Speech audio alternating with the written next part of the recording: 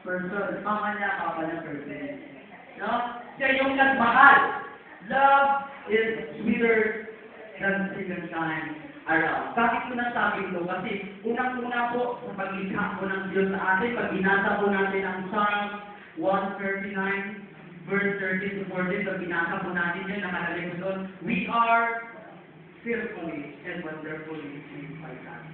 Ibig po, ingat na ingat ang Diyos sa paggawa po sa atin, doon pa lang po sa sinabubunan ng ating ina.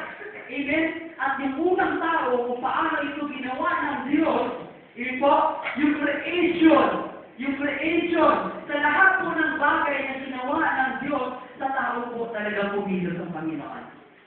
Dumakot siya ng lupa, nilisan ng tao, hiningaan sa ilong, at nagkaroon ng buhay. Amen? Ganon halaga po kung gano'n tayo kamahal ng ating Diyos. Kaya naman mahal na mahal tayo ng Panginoon kasi nilikha tayo ng Diyos sa kanyang kalarawan at ayon sa kanyang wangin. Sabi ko nga dati mga kuya Chelsea, sabi ko, tanong ko, meron bang Diyos na nagmahal sa tao? Meron. Sino yun? Ang ating mga sa langit. Ibig po, at sino po ang pruweba? Si Jesus Christ. Binigay na sa'yo. Ibig po, pangalawang tanong ko, meron bang tao na nagmahal sa Diyos?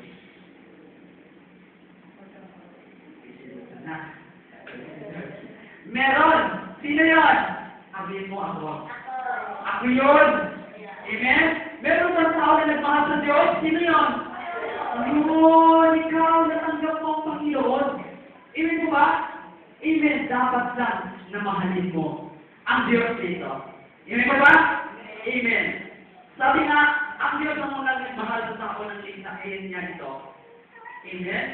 Dahil ito'y nilikha niya ng kanyang kawangit at kanyang kalarawan. Kung ano ang Diyos, kabanal, gano'n din ang pagkaligtas ng tao. Banal. Amen po? Pero, ano po ang nangyari? Bakit ang tao ay nakahiwalay sa Diyos? Okay? Bago po yan, dapat po natin malaman mga kapatid na tayo po ay merong tatlong elemento. Yung tao po, ang buong katauhan ng tao ay merong tatlong elemento. Ano yun? 1 Thessalonians 5:23, naway, pabanahin ng Diyos. Ibig po, at makitaan ng walang dungis ang inyong buong katauhan. Kasi natin, buong katauhan. Ibig po, buong espiritu, buong kaluluwa, at buong katawan. Amen? Ayaw mong learn ng half-half lang ang nangyayari sa buhay mo. Kasi niya buo. Kaya naman sa pagpupuri sa Diyos, dapat buo rin. Amen po? Sa paghiling ko sa Diyos, dapat buo din. Sa pagsabihin sa salita ng Diyos, dapat buo din. Amen po? Amen? Dapat buo. Kasi buo po ang pagkalikha sa atin ng Panginoon. Amen.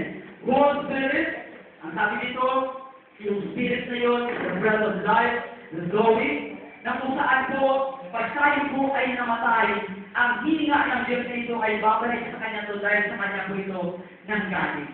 Amen po? Ang tao ay may tatlong elemento. Whole body, whole spirit, and whole soul. Amen po? Buo. Pag namatay ng isang tao, ang kanyang spirito ang hininga pabalik sa Diyos. Amen? Ang kanyang katawan dahil sa alabog ito nanggaling, sa alabog dito ito babalik. Ang kanyang kaluluwa, ito po ang haharap sa Diyos. Sino yung kaluluwa niyo, brother? Ito po yung sabi niya. Amen? Bakit mo nasabi? Kapatay ang tao, kuruntin mo. Wala na pakiramdam yun. Amen po ba? Amen. So, sa soul po natin, amen po, under our soul, meron po dyan ang mind, will, and emotion. Ano po ito? Yung application is yung, ito ang gusto ko. Ito yung mga bagay na natin na i-decision na ito.